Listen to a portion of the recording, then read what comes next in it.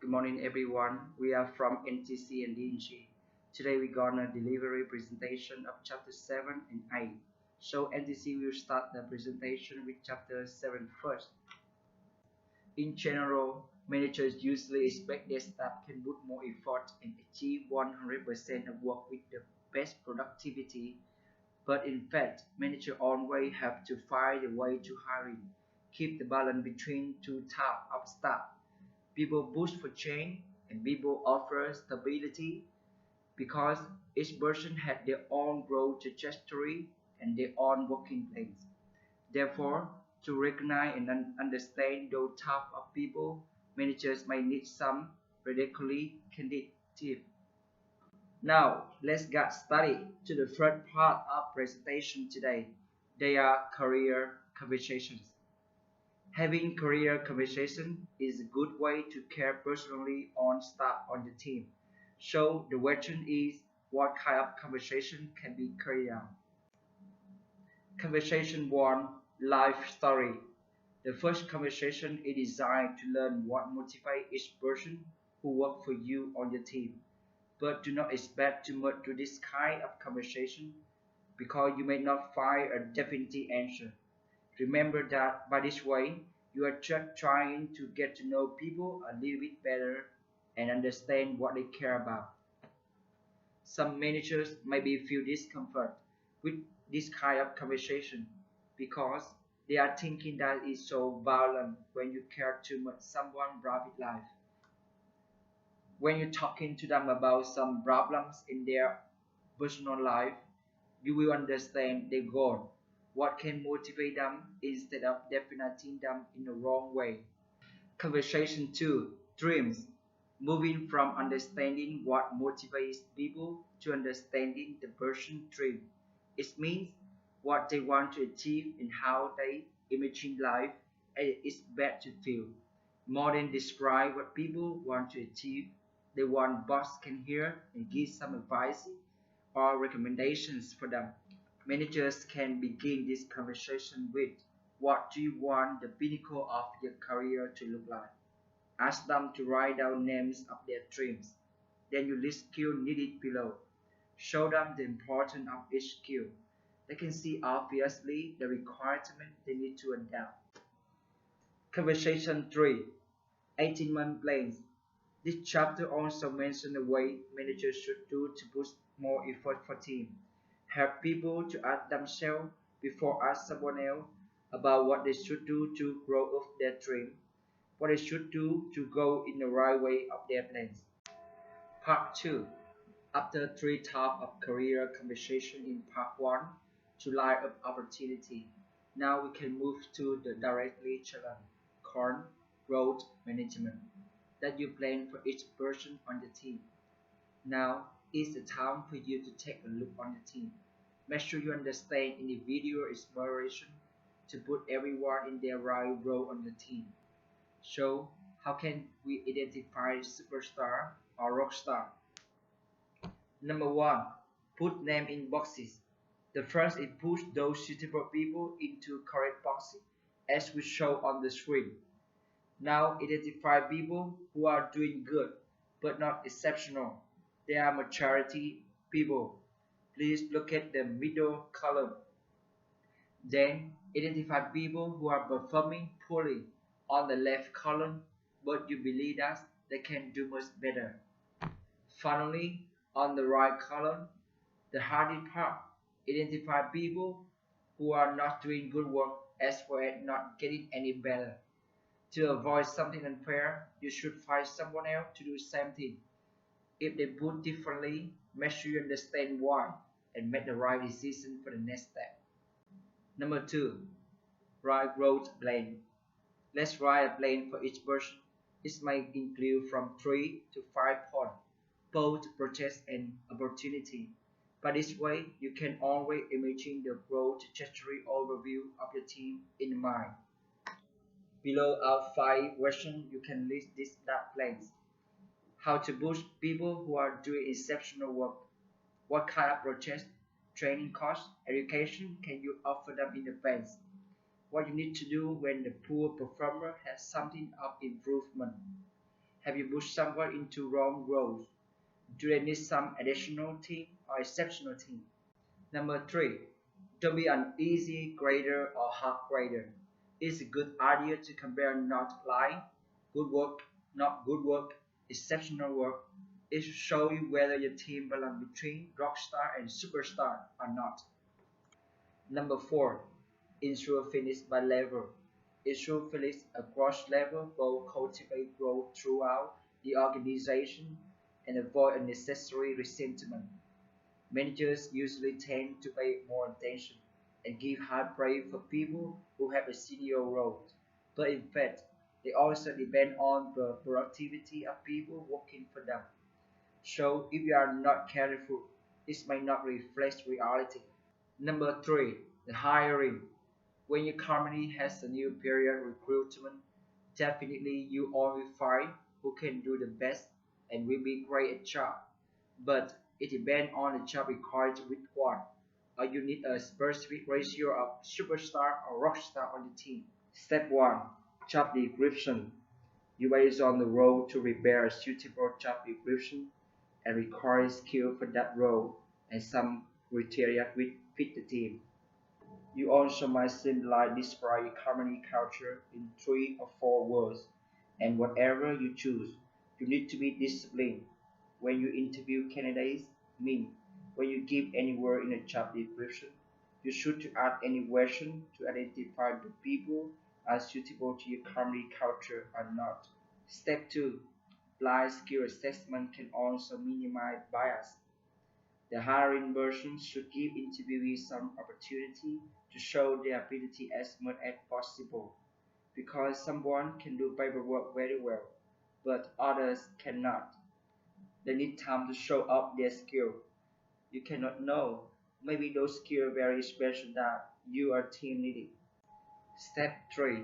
Use the same interview committee for multiple candidates to allow for meaningful comparisons.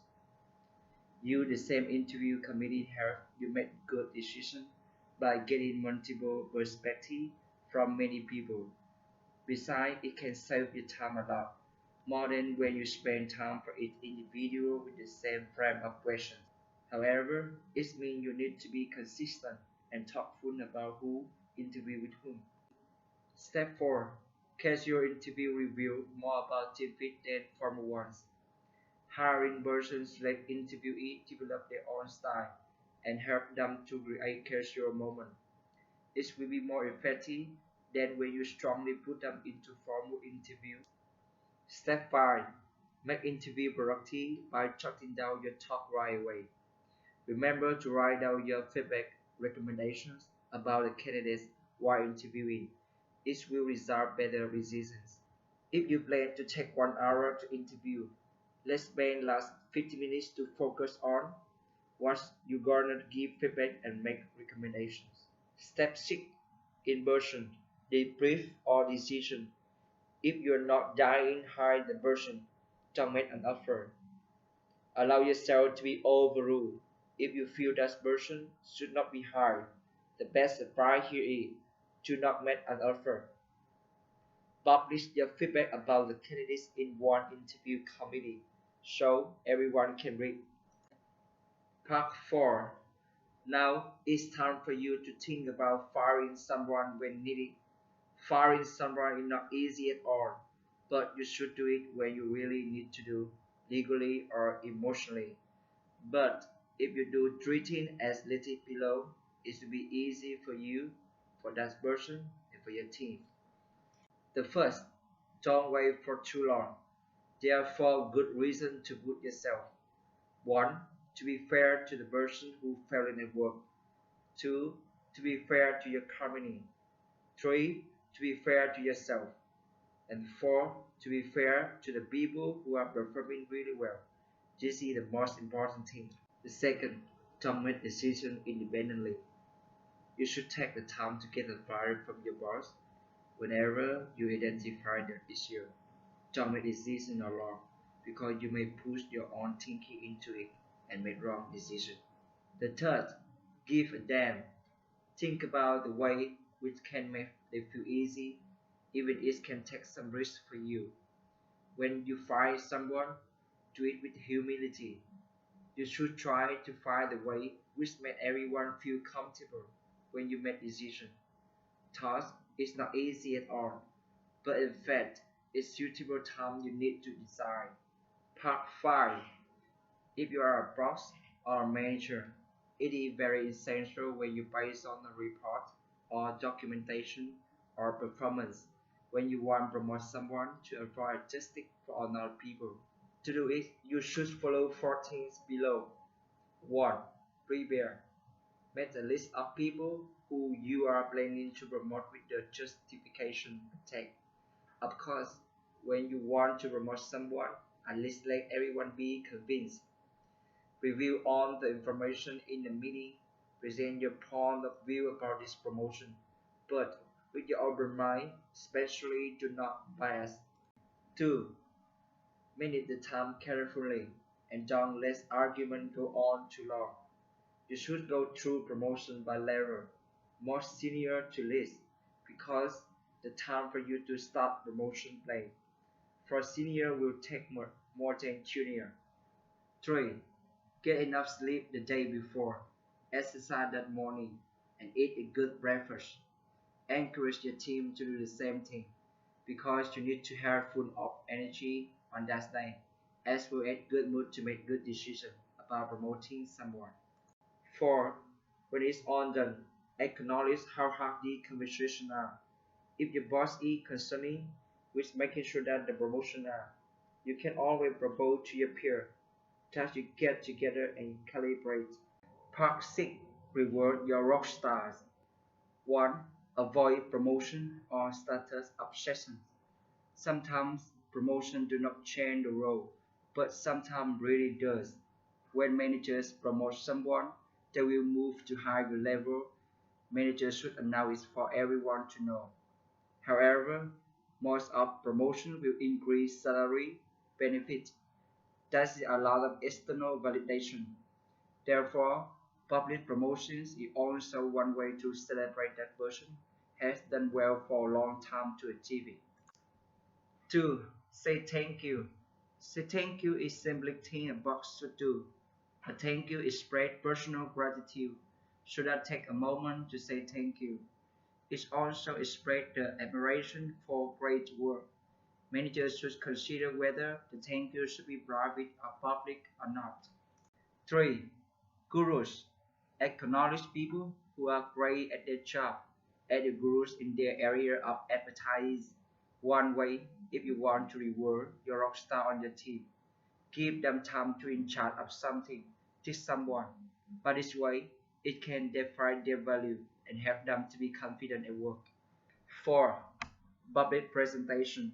Sometimes managers just focus or they are focused by people who are on step growth trajectory.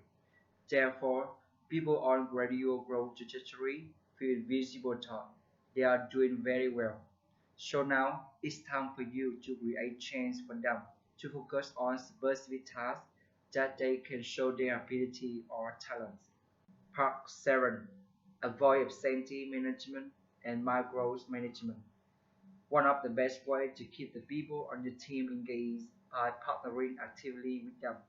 Firstly, if you want to know and understand well everybody on your team, you should spend time to practice listening instead of talking too much. The ideal way is you hand-on. It means you turn one hand to spot them. Ears on mean you listen to them, but you still mouth off to respect their idea or opinions. Secondly, an absentee management do not show any curiosity about other people, even those not want to know everything. In contrast, a micromanagement pretend to know everything and what is happening with the team, but actually that manager do not want to find out problem. They just want to show up something like this. A good partner should spend time to find the answer and the way to solve problems. They know when they should accommodate everyone, when they should know more about problems. As you see, partnership help people grow up and develop individual as well as the role in group. A perfect manager is able to balance between when it should not. In summary, to build a great team as you expected, being a part of the team, you can build a team like that if you have real career conversation with them. You prepare detailed growth plan for them. Besides, you know the way to hire right people or find appropriate people at that right time. To help you understand more how effective when a team works together, we will move to the chapter 8 which conducted by GNG. Thank you for listening. Wow, thanks Phyllis for the great presentations. And now I would like to introduce the final part of the book, number 8, results. Things you can do to get stuff done together and faster.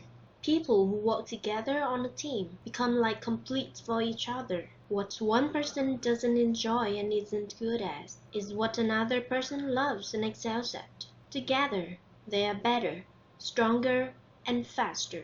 Normally, your role were to be encouraged that process of listening, clarifying, debating, deciding, persuading, and executing to the point that it's almost as if your team shares one mind when it comes to completing projects, and then learn from their results. But now, forget it. Don't start by bossing people. They'll just hate you. Start by listening to them. One of your most important responsibilities is to keep everything moving smoothly, is to decide who needs to communicate with whom and how frequently. This means meetings. The most important of these meetings is a one-on-one with each of your direct reports. Let's get started. First of all, one-on-one conversations. Employees set the agenda. You listen and help them clarify. One-on-ones are your must-do meetings, your single best opportunity to listen, really listen to the people on your team to make sure you understand the perspective on what's working and what's not working. The purpose of a one-on-one meeting is to listen and clarify, to understand what direction each person working for you wants to head in and what is blocking them. Here are a few things you can do to make sure you and each of your reports are getting the most out of these one-on-one meetings. Mindset. Your mindset will go a long way in determining how well the one-on-ones go. Frequency. Time doesn't scale, but it's also vital to relationships. One-on-ones should be the natural bottleneck that determines how many direct reports a boss can have. To avoid meeting proliferation, I recommend that managers use one-on-one time to have career conversation to do formal performance reviews. Show up. Probably the most important advice for one-on-ones is just to show up. In an ideal world, you have less than 10 direct reports so that you can have a weekly one-on-one with each of them. No matter what fires erupt you today, do not cancel your one-on-ones. Your direct reports' gender, not yours. When your direct reports own and set the agenda for their one-on-ones, they are more productive because they are allow you to listen to what matters to them. However, I recommend setting basic expectations for the agenda and how it's delivered. Put some good follow-up questions. It shows not only that you are listening, but you do care and want to help, to identify the gaps between what people are doing, what they think they ought to be doing, and what they want to be doing. For example, why? How can I help? What can I do or stop doing that would make it easier? How do you feel about the priorities of the teams you are dependent on? Have you talked to these other teams directly about your concerns? If not, so why not? Let's encourage new ideas in a one-on-one. For example, what do you need to develop that idea further so that it's ready to discuss with other broader team? How can I help? I understand what you mean, but I don't think other will. So, can you explain so it will be easier for them to understand. Pay attention on the signs you'll get from one-on-ones that you are failing as a boss. Here are some short signals. Cancellations, updates, good news only, no criticism, no agenda. So look back, ask yourself why and change, or ask your direct support, what could I do? Secondly, staff meetings, review metrics, study hall updates, and identify key decisions. Here's the genre that I found the most effective. You spend 20 minutes to learn, to review the metrics, and 15 minutes to listen, put updates in a shared document. The rest 30 minutes for clarifying, identifying the key decisions, and debating. Here you come the think time. You schedule in some think time and hold that think time sacred. Let people know that they cannot ever schedule over it. Get really, seriously angry if they try. Encourage everyone on your team to do the same. Big debate meetings. Lower tension by making it clear that you are debating, not deciding. They serve for three purposes. They lower tension. They allow you to slow down the key decisions when appropriate. They foster a larger culture of debate. The goal of debate is to work together to come up with the best answer. There should be no winners or losers. Big decision meetings. Push decisions into the facts. Pull facts into the decisions. And keep ego at bay. They serve important roles. The first is obvious, to make important decisions. The second, though, is subtle. If you have veto power, the decider should send the decision to you to approve or disapprove before the notes go out more broadly. Use this power sparingly, though, or the meetings will become meaningless. All hands meetings. Bring others along. It should be applied for the bigger team, more than 10 people. These meetings usually include two parts. Presentation, to persuade people that the company is making good decisions and headed in the right direction. Q&As conducted so leader can hear dissent and address it head-on. The leader's answer was often quite challenging, or usually more persuasive than the presentations. Execution time, fight meeting proliferation. The most effective solution is to simply fight fire with fire. For the same reason, I blocked off think time in calendar. I also find it necessary to block off time in my calendar to be alone and execute. I encourage others to do the same. This helps them say no to more unnecessary meetings. Kanban boards make activity and workloads visible. At its simplest, you put up a board with 3 columns: to do, in progress, and done. Then you can quickly see who's the bottleneck. It's a great way to drive personal accountability, but also for everyone on a team to see who needs help and to give it to them. Measuring activities and visualizing workflows will push you and your team to make sure all of you understand what you do to drive success, or doesn't. It also creates more respect between teams. It tends to lead to ratings and promotions that more consistently rewards to the top performance, or avoid biases. Walk around. Learn about small problems to prevent big ones. First, they'll help you to find the devil in details. Second, being aware of small problems and to kill the "it's not my job," or worse, that's beneath me. Third, when you show that you care about the small things that contribute to the customer happiness or the quality of life on your team, suddenly everyone cares more about them, and some of the big things start working better. Be conscious of culture. Everyone is watching you, But that doesn't mean it's all about you. People are listening. Like it or not, you're under the microscope.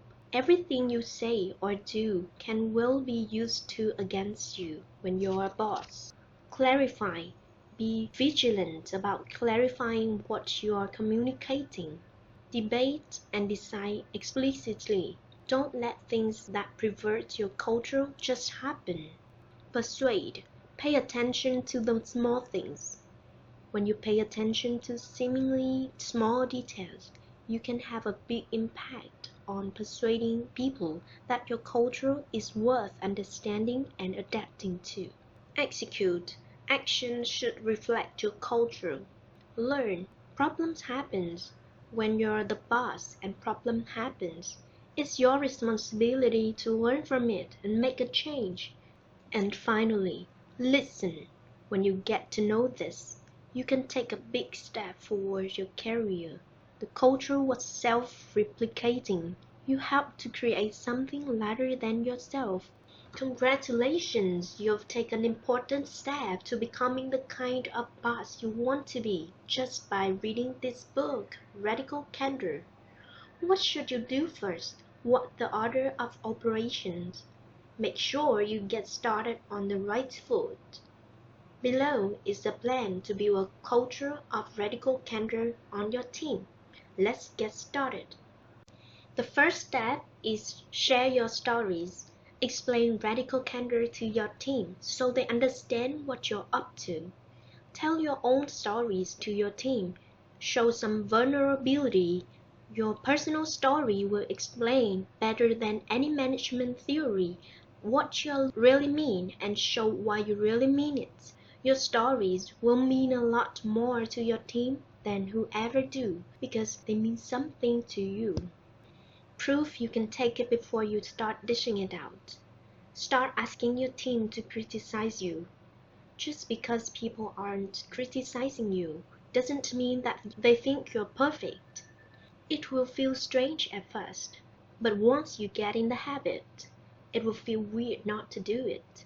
Now you're ready to start having career conversations with your team. Start by people who've been working with you for the longest. In parallel, make sure you're having a meaningful conversations with each of your direct reports.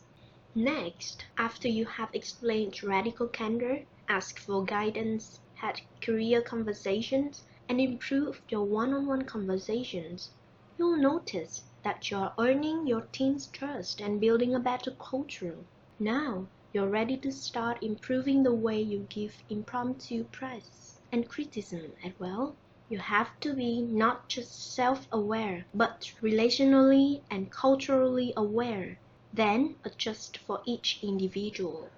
Take a deep breath. Assess. How's it going? What's working? What's not working? Who can you talk to? Can your boss help? Your team? A mentor outside of work? Or a coach? Don't try to do more new things until you feel, first, you've made good progress on fundamental building block of management, getting and giving guidance. Secondly, you've gotten to know your direct reports better. And third, you're happy with your one-on-ones. If the answers of these three questions is yes, you're ready to perfect staff meetings, decisions, and debates on your team. Next step is to make sure your staff meetings are maximally productive. Don't let them drag off too long. Don't blow them off. Now's a good time to roll out the big decisions and big debate meetings. Return to guidance. Make sure you're encouraging guidance between people on your team. Fight meeting proliferation. Make sure you're not getting overscheduled. Think very consciously about what you're doing and you can stop doing. Plan for the future of your team. Start doing a growth management plan for each person on your team. Once again, return to guidance. Ask your team to start gauging each other's guidance. Then, walk around.